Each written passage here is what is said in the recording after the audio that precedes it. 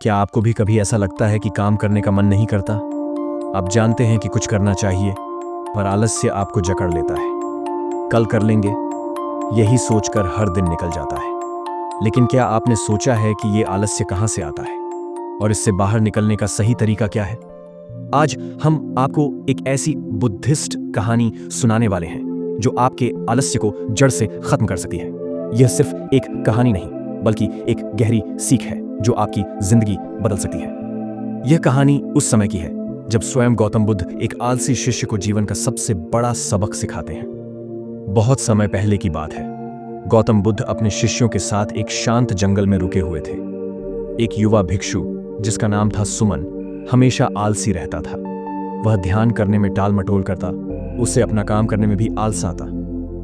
एक दिन जब बुद्ध ने देखा कि सुमन हमेशा सुस्ती में रहता है, तो उन्होंने उसे अपने पास बुलाया।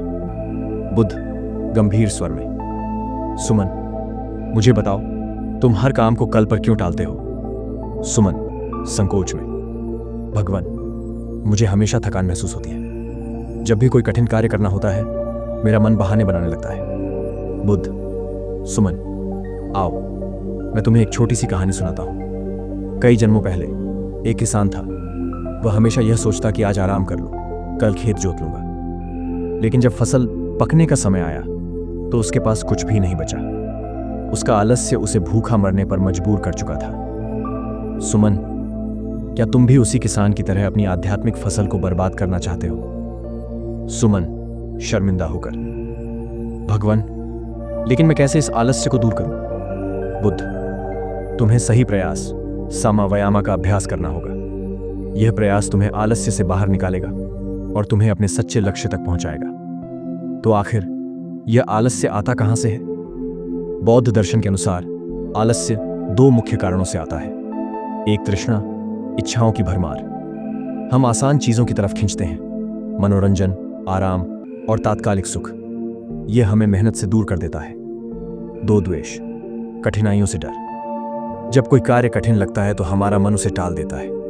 हम अपने ही डर और असुरक्षा से भागने लगते हैं। मॉडर्न साइंस क्या कहती है?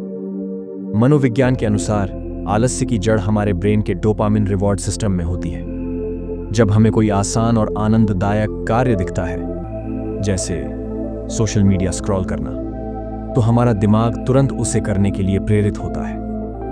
पर इससे बाहर निकलने का उपाय क्या है?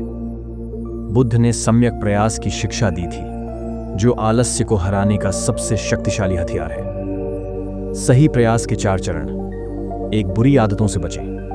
2, अच्छी आदतों को अपनाएं। 3, सही आदतों को बढ़ावा दें। 4, सकारात्मक बदलावों को बनाए रखें। यही वह प्रक्रिया है जिससे आलस्य हमेशा के लिए खत्म हो सकता है। बुद्ध कहते हैं कि हर कार्य का एक परिणाम होता है। अगर आज आप आलसी रहेंगे तो भविष्य में संघर्ष झेलना पड़ेगा। कर्म का सिद्धांत यही कहता है कि हमारा आज का परिश्रम ही हमारे कल का भाग्य तय करता है। 1, ध्यान और जागरूकता। हर दिन 10 मिनट ध्यान करें, यह मानसिक जड़ता को खत्म करता है। 2, दिनचर्या बनाएं। बौद्ध भिक्षु एक सख्त दिनचर्या का पालन करते हैं। यह अनुशासन ही सफलता की कुंजी है। 3, छोटे कदम उठाएं। 1 स्टेप रूल अपनाएं। हर दिन थोड़ा थोड़ा करें, लेकिन करें। 4, सही संगति में रहें।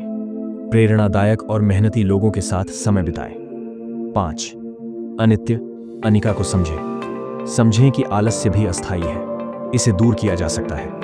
याद रखें, आलस्य कोई स्थायी चीज नहीं है, यह सिर्फ एक मानसिक आदत है जिसे बदला जा सकता है। आज ही पहला कदम उठाएं, क्योंकि जो अभी सोया हुआ है वही सबसे बड़ा सपना खो देगा। अगर यह कहानी आपको पसंद आई तो इसे अपने दोस्तों के साथ जरूर शेयर करें। और अगर आप ऐसी और कहानियां सुनना चाहते हैं तो चैनल को सब्सक्राइब करें। तो आज से कोई बहाना नहीं, बस सही प्रयास।